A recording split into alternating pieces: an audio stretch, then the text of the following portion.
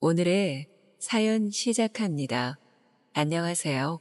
저는 28살의 미용사예요. 제가 남자친구를 사귀게 된 지 얼마 되지 않았는데 만나게 된 과정이 너무 재미있어서 그 이야기를 들려드리려고 해요. 미용실에서 일하다 보면 정말 다양한 분들을 만나게 돼요.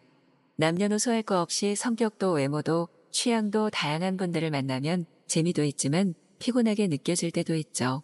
그날은 평일 오전이어서 주로 여성 손님들이 많을 시간대였어요.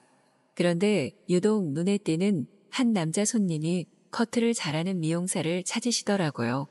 제가 주로 남성 손님들의 커트를 담당해서 반갑게 손님을 맞이하고 자리로 모셨어요. 손님께서 모자를 벗으시는데 어려 보이는 외모와 다르게 대머리시더라고요. 보는 저도 안타까운데 본인은 어떠실까 싶었어요. 너무 오랜만에 소개팅을 하게 되었는데 머리 때문에 고민이라고 어떻게 하면 좋을지 모르셨어요. 그동안 대머리 손님을 여럿 뵈었지만 사실 딱히 방법이 있는 것은 아니었어요. 이분들은 머리카락 한 올 한 올을 목숨만큼 소중하게 생각하시기 때문에 함부로 커트도 할 수 없고요. 소개팅에 한껏 들떠 계신 것 같은데 어떻게든 도와드리고 싶더라고요. 가발이나 합체와 같은 인위적인 것보다 자연스럽게 스타일링하는 방법으로 가시는 게 어떻겠냐고 제안해드렸죠. 관련된 사진도 보여드리고 그런 헤어에 어울리는 의상도 알려드리자 너무 좋아하시더라고요. 손님의 고민을 들어드리니 마음이 편해지셨는지 계속해서 대화를 이어가시더라고요. 원래 이 정도는 아니었는데 중요한 시험을 준비하면서 스트레스를 너무 많이 받아 원형 탈모에서부터 시작되었다고 해요. 시간이 지나면 나아지겠지 싶었는데 머리칼이 점점 얇아지더니 이렇게 이마가 환하게 드러나게 되었다며 너무 속상하다고 하셨어요. 머리카락은 잃었지만 다행히 시험에는 통과해서 떳떳한 위치가 되었는데도 소개팅만 하면 패자를 맞으셨대요. 여자들은 왜 마음을 안 볼까요? 마음이 더 진짜 아닌가요? 말을 하더라고요. 그 말을 들으니 제 마음이 짠하더라고요. 그렇게 손님과 두런두런 얘기를 나누면서 나름 손님과 어울리게 스타일링을 해드렸어요. 손님도 좋게 하시는 것 같았어요. 오늘 소개팅은 잘 되시길 응원해 드릴게요. 제 응원에 힘입었는지 돌아가는 손님의 발걸음이 깃털처럼 가볍더라고요. 저도 그날은 오전 근무만 있어 기분 좋게 근무를 마치고 여유롭게 샵을 나서고 있었어요.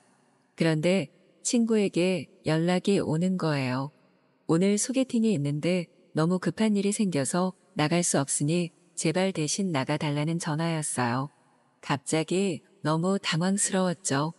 친한 친구의 부탁이어서 거절하기도 그렇고 마침 오후에 할 일도 없어서 마지못해 승낙을 했어요. 친구가 일러준 대로 약속한 장소에 나가서 소개팅 남자를 기다리고 있었어요. 상대 남성에 대한 정보도 전무한 데다 친구 대타로 나간 자리여서 그냥 밥이나 먹고 와야겠다는 가벼운 마음으로 나간 거였죠. 자리에 앉아 멍하니 창밖을 보고 있는데 누군가 다가와서 친구의 이름을 부르더라고요. 고개를 돌려 쳐다보는데 세상에나 오전에 대머리 손님이 떡하니 서 있는 게 아니겠어요? 그분이나 저나 깜짝 놀라 입이 다물어지지 않았죠. 그리고 서로 어색하게 웃음 지으며 인사를 나눴어요.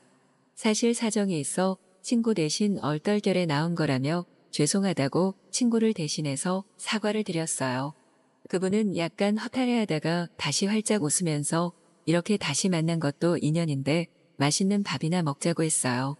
괜스레 좌불안석이었는데 그렇게 말씀해 주시니 제 마음도 가벼워지더라고요.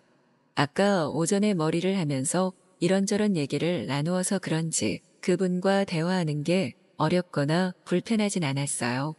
오히려 머리라는 매개로 인해 진솔한 대화가 오갈 수 있었죠. 그분은 머리 때문에 고달팠던 경험들을 얘기하고 저는 왜 나쁜 남자들만 만나는지 괴롭다고 얘기하며 시간 가는 줄 모르고 대화를 나누었던 것 같아요. 간단히 저녁 식사로 끝날 자리는 1차, 2차 술자리까지 이어졌고 그렇게 그분과 저는 서로의 고민을 들어주는 사이가 되었죠. 그날 이후로 그분은 제가 전담하는 손님이 되었어요. 한 달에 한 번씩 오다가 그 간격이 줄어들더니 이제는 매주 금요일이면 오셔서 스타일링을 해달라고 하시네요. 스타일링도 매번 달리하면서 코디도 제안해드리고 소개팅 멘트 코치까지 해드렸는데 안타깝게도 소개팅에서는 번번이 퇴짜를 맞으시더라고요. 그날은 그분도 소개팅에서 퇴짜를 맞고 저도 썸을 타던 남자에게 배신을 당하고 둘 다 기분이 우울한 날이었어요. 서로 위로주를 산다며 같이 술을 마시면서 울고 웃고 했죠. 그러다가 그분이 저에게 장난스럽게 묻더라고요. 그런데 우리 풍작이 잘 맞는 거 같지 않아요? 하시더라고요. 그런 것 같다고 말했어요. 그럼 우리 지금도 재미나지만 진지하게 만나볼래요? 라고 장난스럽게 고백을 하는 거예요. 술김이라고 하지만 마냥 장난은 아닌 것 같았어요. 그때 제 마음이 허하기도 했고 사랑 그게 뭔데 이렇게 어렵고 힘들까 싶었던 때라 바로 오케이 해버렸어요. 여자가 좀 튕기기도 해야 하는데 이분한테는 괜한 마음고생 시켜드리고 싶지 않더라고요. 그리고 다음 날 깨어보니 그분으로부터 문자 폭탄이 와 있는 거예요. 사랑이 가득 담긴 안부 문자라나요? 그냥 얼떨결에 내지는 술김에 오케이 한 건데 정성이 가득 담긴 러브레터를 받으니 갑자기 오글거리더라고요. 남들은 오버라고 할지 모르겠지만 어떻게든 마음을 표현하고 싶었던 그분의 진심이라는 것을 저는 느낄 수 있었어요. 어색하고 쑥스러웠지만 기분이 나쁘지는 않았어요. 사실 그분이 대머리라서 그렇지 저와는 5살 차이밖에 나지 않았거든요. 그동안 그분은 대머리인 것이 자신의 가장 취약점이어서 여성들 앞에서 숨기고 가리기에 급급했대요. 그런데 저는 그 사실을 너무 잘 알고 있는 사람이어서 편했나 봐요. 제 앞에서 그분은 누구보다 남자답고 자신감이 넘쳤어요.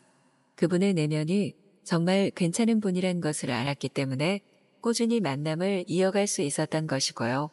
너무 오랜만에 연애라 그런지 그분은 모든 게 서툴렀어요.